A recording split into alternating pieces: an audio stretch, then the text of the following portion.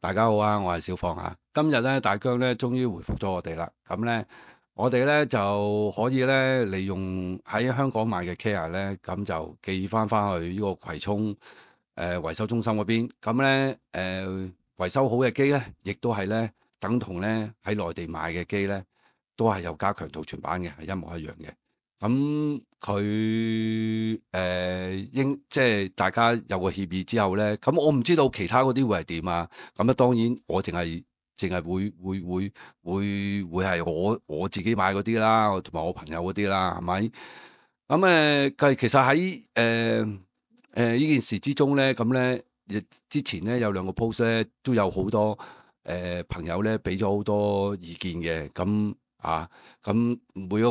每個人嘅意見都唔同啦，咁我都好即係佢哋都好寶貴啦，佢哋嘅意見都咁咧總之成件事都好，咁大疆都回覆咗，根據翻嗰個合約去做，咁咧冇問題啦。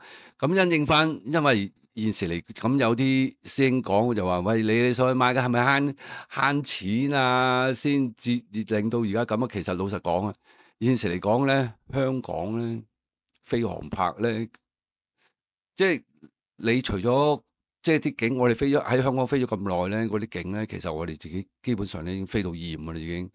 咁另外個例啊，越嚟越嚴咧，咁咧其實嚴啊對我哋嚟講係冇影響嘅。我哋只要飛一啲咧喺合法嘅地方飛係冇問題嘅。咁但係最主要香港咧，真係嘅環境咧，即係嗰個景咧，同國內嗰個景咧係爭好遠。咁你入到去國內睇佢嗰啲風景咧，完全係兩回事嚟嘅啊！咁咧好多地標咧，雖然有一啲地標係唔係唔俾航拍機飛，佢唔係唔俾啊，佢係限你高，佢都俾你飛。但係咧，佢冇香港咁嚴嘅，佢俾你飛，但係佢會限你高啊。咁咧就點都好啦。咁我哋咧真係咧會注重喺內地飛嘅時間會多啲咯。我哋真係需要呢個4G 嘅加強圖傳版嘅。即係唔會話特登話翻上大陸，為咗慳稅啊，慳嗰一千幾百，冇1000添喎，就係700幾蚊啫。我計過，而且根本香港嗰啲零售商都話減翻前幾版我都講咗啦，佢哋減翻唔知幾百蚊嘛。其實你喺香港買都係平，即係相差都係百幾蚊嘅啫。咁點都好啦，咁我哋真係有實際需要呢個4G 加強版嘅。咁所以我哋先會話去翻上大陸買呢隻機嘅。咁咁係啦，咁總之搞掂就 OK 啦。咁跟住落嚟咧，我會講下咧佢嗰個模擬飛行器嘅。跟住落嚟咧，我加插咗少少嘢落去嘅，咁都好有用嘅，對啲新手嚟講。咁原來咧 RC2 咧。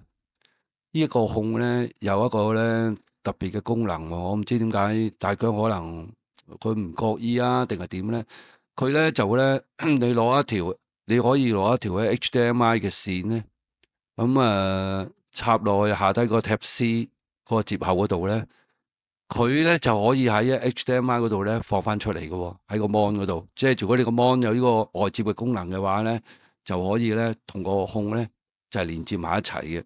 咁咧，呢條線咧，其實咧基本上咧唔貴啊，我喺淘寶買翻嚟嘅，50幾蚊啫。咁OK 噶啦，咁大家喺後面咧就會睇到噶啦。咁咧係一模一樣嘅，即係睇落去同你嗰個控嗰個 mon 咧睇到嘅係一樣。咁咧其實佢主要嘅功能咧係咩咧？咁你可以有陣時外邊做嘢咧，你可以俾其他人睇到咯。但係對新人嚟講咧，你可以咧喺裏面咧用嗰個咧模擬飛行器咧去練習嘅。呢個我覺得係幾好嘅。咁對於一個新手嚟講咧，咁咧用模擬飛行咧先練習咧，跟住咧再去出邊飛咧係比較穩妥一啲嘅。咁佢咧會有第一個咧就教你咧去點樣控制隻機先，包括咧上升啦、向左啦、向右啦、點樣轉彎啦，基本嘅操作咧，佢會喺呢度咧，你同真正嘅雖然就有質同真嘅有少少飛行唔同啦，但係你個感覺上咧，你個手感上邊咧係一模一樣嘅。咁而喺個實際飛行嗰度咧，你會見到咧，佢有3個地方俾你揀嘅。咁有一個有啲地方都幾好玩嘅。咁對於新手啊同埋老手嚟講咧，對於呢個練習咧都唔錯嘅，我覺得係啊。點解今次咧我會咁注重講呢樣嘢咧？因為而家比較多新手咧，咁咧我覺得咧呢個模擬飛行器咧，大軍做得真係唔錯。咁咧以前嚟講咧，呢啲咁嘅模擬飛行器咧，即係我哋玩直升機嗰陣時咧，呢啲模擬飛行器好鬼貴嘅，要自己用軟件啊，同埋要另外買好多嘢去配合嘅。咁而家佢就有一個咁嘅控，佢俾埋你添啲軟件，咁你就可以喺個 mon 嗰度自己飛啦，幾好。咁所以大家應該利用呢啲咁嘅模擬飛行器咧去練習。最重要咧一樣嘢咧就係話咧，我哋咧起碼咧知道咧隻飛機咧係點樣操控嘅，即係對於新手嚟講。至於老手咧都有用嘅。我覺得咧，如果老手嘅話咧，你令到自己咧飛嗰陣時咧，更加即係我哋飛上去咧，唔係用兩隻手指去飛嘅。當你去到即係你去拍一啲場景啊，同埋你要拍一啲特別嘅鏡頭嘅話咧，可能你會用到3隻手指啊、4隻手指啊未定嘅去控制隻機。其實咧幾多隻手指咧控制咧都唔係問題嘅。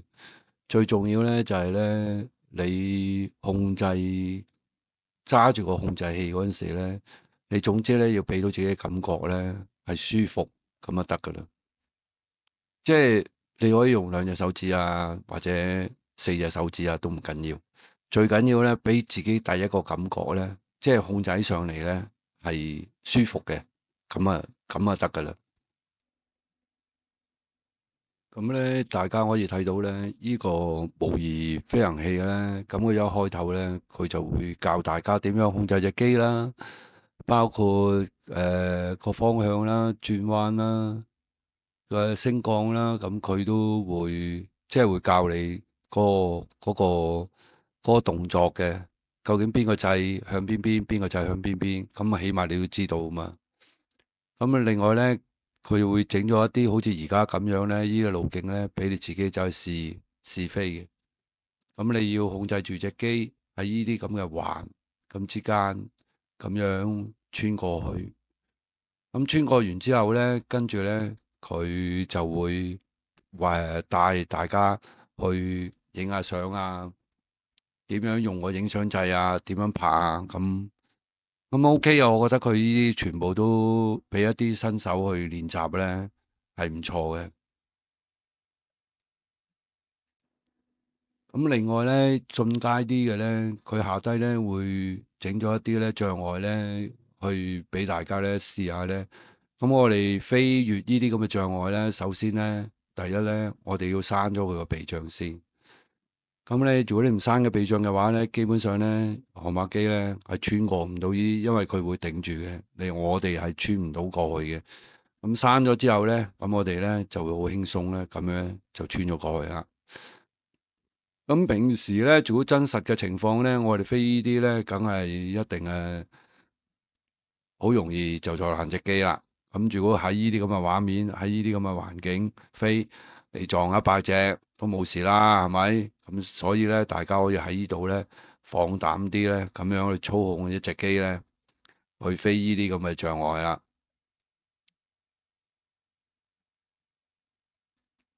咁通常咧，我哋咧會飛之前咧，會喺個鏡頭嗰度咧，會做咗一個最好 set 個9宮，即係嗰啲9宮格啊，9個格嘅出嚟先。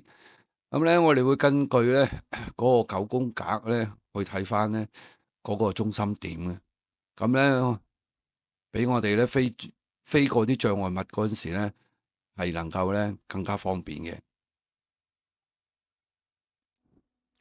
咁另外咧，佢另外一個模擬飛行嘅地方咧，佢有好多款嘅。咁咧有一啲咧就俾你玩下追下船啊，或者追呢個好似呢啲滑浪嗰啲咁嘅環境嘅。咁咧你可以咧喺呢一個環境裏面咧，你見到咧下低咧有好多嗰啲風箏啊，同埋嗰啲滑浪嗰啲啊，咁你咪可以喺度試下追咯。如果我哋平時喺海度追嘅話咧，基本上咧分分鐘咧就插咗落大海噶啦。咁樣咧喺呢一個模擬飛行器嗰處咧，咁咧你又好方便，你可以咁啊。當然啦，我哋一樣去到呢個環境一樣要用 Sport Mode 先可以去做到追到佢哋啦。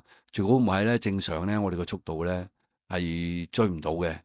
咁啊，所以我哋用咗 Sport Mode 咁咧，咁啊我哋就好容易就追到呢啲咁嘅呢啲滑浪風帆啊，嗰啲咁嘅公仔啊。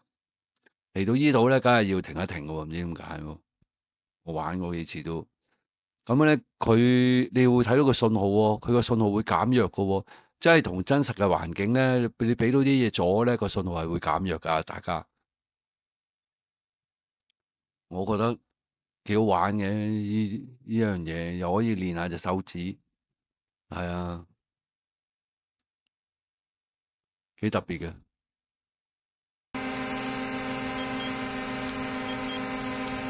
跟住落嚟咧，咁又另一樣嘢啦。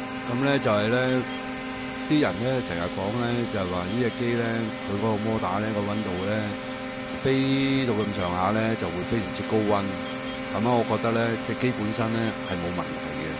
咁我而家飛完一嚿電，咁落嚟咧再 check 佢個4個摩打咧，佢個溫度咧都係30零度嘅啫，攝氏。咁其實係冇乜問題嘅，完全係冇問題。飛緊嗰陣時咧，30幾度嘅就完全冇問題嘅啊。至於嗰啲人話特別高溫嗰啲咧，我諗係個別事件啊，或者佢嗰啲槳啊有問題嘅啫。呢隻機係絕對冇問題嘅，飛耐咗。咁咧飛完之後咧，即係啱啱飛完啦，而家就係啱啱飛完熱㗎個摩打。咁我而家睇下佢幾多度先。咁啊，大家睇到啦。41度，41.9度。佢前面嘅咧個摩打咧就係熱啲嘅，去到40幾度。後面咧個電機咧就係冇咁高嘅，30幾度嘅啫。嗱，睇到啦。前面咧就差唔多去到咧40幾度嘅嚇，都係40幾度，我覺得都係合理啊，唔係十分之高溫，所以其實冇特別高呢回事嘅。好啦，今日講完晒啦，係咁多啦，拜拜。